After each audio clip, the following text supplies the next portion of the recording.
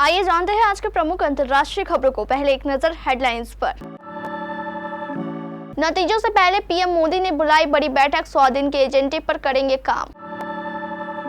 सिद्धू मूसेवाला का गाना सुना है 295। एग्जिट पोल का विरोध करते हुए राहुल गांधी को क्यों आए याद पंजाबी सिंगर।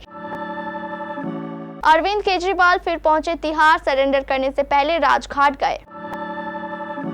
लोकसभा चुनाव के नतीजे आने से पहले नीतीश कुमार हुए दिल्ली रवाना, चर्चाओं का दौर शुरू। क्या आज दिल्ली में होगी बारिश, क्या गर्मी से मिलेगी राहत। हुती विद्रोहियों ने लाल सागर और हिंद महासागर में अमेरिकी जहाजों को बनाया निशाना। कट्टरपंथी नेता अहमदीनेजाद फिर राष्ट्रपति बनने की रेस में शामिल, अयातुल्लाह खुमैनी की बढ़ सकती है परेशानी। गौतम अडानी फिर बने एशिया के धन कुबेर, मुकेश अंबानी को छोड़ा पीछे। इटली में मेहमानों संग चिल करते दिखे मुकेश नीता अंबानी, तो सिद्धार्थ मल्होत्रा संग मस्ती मूड में नजर आए अनंत। और टी20 वर्ल्ड कप के पहले मैच में रिकॉर्ड्स की बरसात। प्रधानमंत्री नरेंद्र मोदी आज रविवार को कई विषयों पर एक लंबी बैठक कर रहे हैं। इस बैठक में नई सरकार के पहले 100 दिनों की समीक्षा के लिए एक विचार मंथन सत्र शामिल है। पीएम ने अपनी पहली बैठक में विशेष रूप से पूर्वोत्तर के राज्यों में चक्रवात रेमल के बाद पैदा हुई स्थिति की समीक्षा की है। अब पीएम अगली बैठक में देश में लू और हीट वेव की स्थिति पर काम करेंगे। सूत्रों की माने तो आज पीएम मोदी ने दिन भर में करीब 7 बैठकों की अध्यक्षता की। पीएम की पहली बैठक विशेष रूप से पूर्वोत्तर के राज्यों में चक्रवात रेमल के बाद की स्थिति की समीक्षा पर आधारित थी। इसके बाद उन्होंने देश में हीट वेव और लू की स्थिति की समीक्षा की। देश भर में हीट के कारण अब तक 50 से अधिक मौतें हो चुकी हैं। देश भर में 18वीं लोकसभा के चुनाव पूरे हो चुके हैं। ऐसे में सभी राज्यों को लेकर एग्जिट पोल साफ हो चुके हैं। इंडिया टुडे एक्सेस माई इंडिया के एग्जिट पोल में सत्तारूढ़ एनडीए को 361 से 401 सीटें मिल रही है, तो वहीं इंडिया ब्लॉक को 131 से 166 सीटें मिलने का अनुमान है। इसके अलावा भी अन्य एग्जिट पोल्स में एनडीए की ही सरकार बनती दिख रही है। इससे स्थिति साफ हो चुकी है कि इंडिया ब्लॉक को हार मिल रही है। लेकिन वहीं दूसरी ओर इंडिया ब्लॉक का दावा है कि वे 395 प्लस सीटें जीत रहे हैं। इसके लिए कांग्रेस ने आंकड़ा भी जारी कर दिया है और बताया कि विपक्षी गठबंधन को किस राज्य से कितनी सीटें मिल रही है। कांग्रेस नेता राहुल गांधी से जब एग्जिट पोल को लेकर सवाल किया गया तो उन्होंने कहा कि यह एग्जिट पोल नहीं है, यह उनका फैंटेसी पोल है। जब उनसे इंडिया गठबंधन की सीटों की संख्या के बारे में पूछा गया तो उन्होंने कहा कि क्या आपने सिद्धू मूसेवाला का गाना 395 सुना है। आम आदमी पार्टी के संयोजक और दिल्ली के मुख्यमंत्री अरविंद केजरीवाल ने आज रविवार को दोपहर तिहाड़ जेल में सरेंडर कर दिया। उन्हें सुप्रीम कोर्ट से अंतरिम जमानत दी गई थी। सरेंडर करने से पहले सीएम केजरीवाल राजघाट और कनॉट प्लेस स्थित हनुमान मंदिर गए। इससे पहले केजरीवाल ने एक्स पर हिंदी में लिखा कि माननीय सुप्रीम कोर्ट के आदेश पर मैं 21 दिन चुनाव प्रचार के लिए बाहर आया। माननीय सुप्रीम कोर्ट का बहुत बहुत आभार। आज तिहाड़ जाकर सरेंडर करूंगा।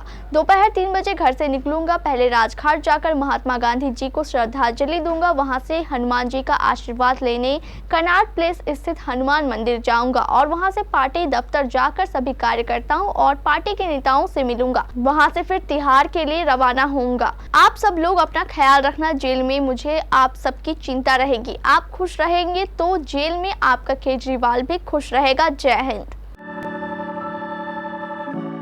देश में लोकसभा चुनाव के नतीजों की घोषणा से पहले बिहार के मुख्यमंत्री नीतीश कुमार रविवार को दिल्ली के लिए रवाना हुए, जहां उनके कुछ दिनों तक ठहरने की संभावना है। नाम का खुलासा नहीं करने की शर्त पर जनता दल के कुछ वरिष्ठ नेताओं ने बताया कि नीतीश कुमार अपनी नई दिल्ली यात्रा के दौरान भारतीय जनता पार्टी के शीर्ष नेताओं से मुलाकात कर सकते हैं। सूत्रों ने बताया कि वित्त आयोग एक प्रतिनिधिमंडल 10 जून को पटना आ सकता है और उसके साथ बिहार सरकार की राज्य के लिए विशेष दर्जा और विशेष पैकेज की मांग पर चर्चा हो सकती है।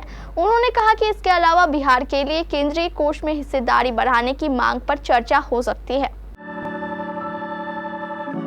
आसमान से बरसती आग का कहर दिल्ली ही नहीं उत्तर भारत पर भी देखने को मिल रहा है। कई राज्यों में बारिश की खबर से राहत की उम्मीद नजर आ रही है। राजधानी दिल्ली में मौसम विभाग ने बारिश का येलो अलर्ट जारी किया है। मौसम विभाग की माने तो 2 जून को राजधानी दिल्ली और आसपास के इलाकों में बारिश हो सकती है। बीते 2 दिनों में दिल्ली एनसीआर में हल्के बादलों के साथ बूंदाबांदी और बरसात भी हुई, जिससे मौसम ने करवट ले ली है। प्रादेशिक मौसम विज्ञान केंद्र के मुताबिक 1 जून को दिल्ली का अधिकतम तापमान सामान्य से 4 डिग्री अधिक के साथ 44.2 डिग्री दर्ज किया गया।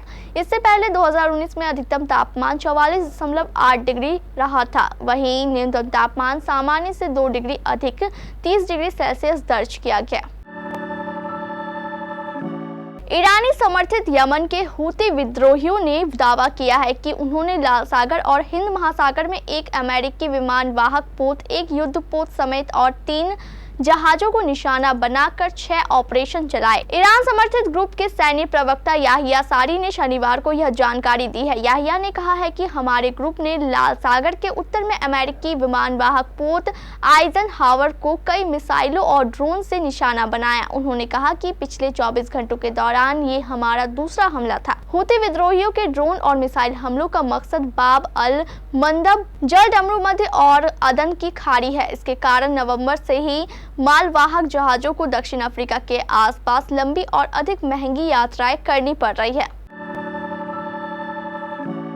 ईरान के कट्टरपंथी पूर्व राष्ट्रपति महमूद अहमदीनेजाद एक बार फिर राष्ट्रपति पद की रेस में शामिल हो गए हैं। दरअसल अहमदीनेजाद ने 28 जून को होने वाले राष्ट्रपति चुनाव के लिए रविवार को नामांकन किया।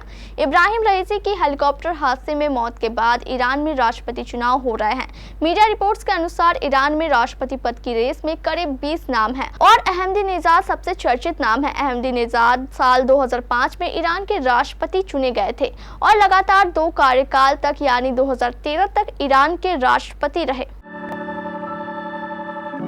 अरबपति कारोबारी गौतम अडानी की अडानी ग्रुप की लिस्टेड कंपनियों के शेयरों में पिछले कुछ समय से काफी तेज उछाल आया है और अमेरिकी शॉर्ट सेलर हिडनबर्ग की रिपोर्ट से पहले वाले स्तर पर पहुंच गए हैं। इससे निवेशकों के साथ गौतम अडानी को भी काफी फायदा हुआ और वह दोबारा से एशिया के सबसे अमीर शख्स बन गए हैं।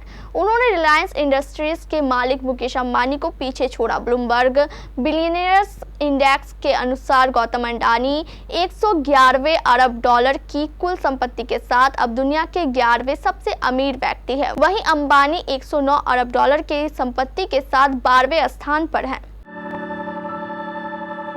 सोशल मीडिया पर इस वक्त हर जगह अनंत अंबानी और राधिका मर्चेंट की प्री वेडिंग से जुड़ी तस्वीरें और वीडियोस ही देखने को मिल रहे हैं। क्रूज पर 4 दिन हुए इस ग्रैंड सेलिब्रेशन से लगातार कोई न कोई तस्वीरें सामने आ रही है। हाल ही में ईशा अंबानी, राधिका मर्चेंट और अनंत अंबानी की पहली झलक दिखी। इस पार्टी से मुकेश और नीता अंबानी की कुछ झलकियां भी सामने आई है, जिसमें दोनों अपने बेटे और होने वाली बहू की पार्टी में आए मेहमानों संग चिल करते हुए नजर आ रहे हैं। सामने आई झलकियों में जहाँ नीता अंबानी व्हाइट आउटफिट में हमेशा की तरह क्लासी दिख रही है, तो वहीं मुकेश अंबानी ब्लू शर्ट पहने दिखाई दे रहे हैं। इस दौरान दोनों को पार्टी का पूरा आनंद लेते हुए देखा गया। कहीं दोनों पार्टी में आए मेहमानों संग पोज देते हुए नजर आए, तो कहीं दोनों को साथ में बैठकर म्यूजिकल प्रोग्राम का मजा लेते हुए देखा गया। ICC men's T20 world cup 2024 की धांसू शुरुआत हुई है। वर्ल्ड कप का पहला मुकाबला यूएसए और कनाडा के बीच खेला गया था, जिसमें मेजबान टीम ने 7 विकेट से जीत हासिल की। 2 जून यानी आज रविवार को डलास के ग्रैंड प्रियरी स्टेडियम मुकाबले में यूएसए को जीत के लिए 195 रनों का टारगेट मिला था, जिसे उसने 17.4 ओवर में 3 विकेट पर 197 रन बनाकर हासिल कर लिया। अमेरिकी टीम की जीत के हीरो आरोन जॉन्स रहे, जिन्होंने तूफानी बल्लेबाजी करके कनाडा के होश उड़ा दिए। जॉन्स ने सिर्फ 40 गेंदों पर नाबाद 94 रन बनाए, जिसमें 4 चौके और 10 छक्के शामिल थे। जॉन्स और इंड्रिस गॉस के बीच तीसरे विकेट के लिए 131 रनों की पार्टनरशिप हुई। यह अमेरिका के लिए T20 क्रिकेट में सबसे बड़ी पार्टनरशिप रही। गॉस ने 7 चौके और 3 छक्कों की मदद से 46 गेंदों पर 65 रन बनाए।